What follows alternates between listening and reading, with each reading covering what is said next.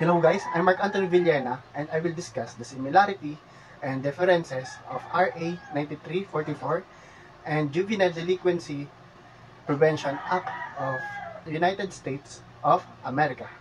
So, this is the similarity of the both act. So, one is the focus on the rehabilitation over the punishment, both the Philippines and the USA. Emphasizes rehabilitating juvenile offenders rather than punishing them. And this approach recognizes that young people have the potential for change and should receive support, integrate into society, focusing on their development rather than simply penalizing them. The number two is the age-based protection. In the Philippines, under the RA 9344, the minimum age of criminal responsibility originally set at 15 years old, but later lowered to 12 years old. And this law protects minors from being held fully responsible for crimes if they are below a certain age. In the USA, juvenile court handle cases involving individuals under 18 years old. Though the specific age limit can vary by state, ensuring that young offenders are treated differently from adults. And next, na number 3, the diversion programs. Both system prioritizing diversion program which aim to prevent juvenile from entering the formal justice system. This program offers alternative detention such as counseling, community service to address the issue that lead delinquency without resorting to formal and court procedure. And the next, number 4, the specialized facilities. Both laws requires that juvenile be placed in separate facilities from adults to protect them from the harm. These specialized centers are designed to offer age-appropriate care and rehabilitation, ensuring young offenders receive proper support rather than being exposed to the harsh environment. And the last, number 5, the multidisciplinary approach. Both systems support a coordinated effort between the law enforcement, social services, and the community to address the root causes of juvenile delinquency.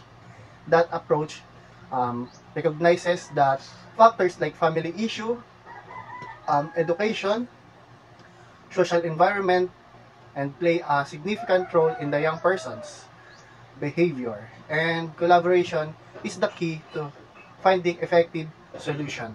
So that's the similarities of both acts. The differences of RA 9344 and Juvenile Delinquency Acts protection of USA is the minimum age of criminal responsibility. In RA 9344, set in 15 years old with the provision for intervention for children aged to 15 to 12 years old who commit serious crime. And the Juvenile Delinquency Protection Act in USA is varies by the state, but generally ranges from 6 years old to 12 years old for the minimum age of criminal responsibility. No federally mandate age exists. And next, the decentralization versus federalization oversight. In RA 9344, managed nationally by the Juvenile Justice Welfare Council, also known as JJWC. In Juvenile Delinquency Act protection in USA,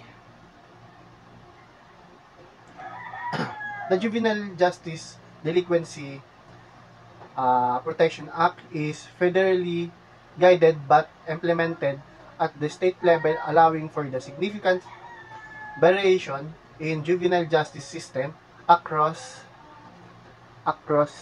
state.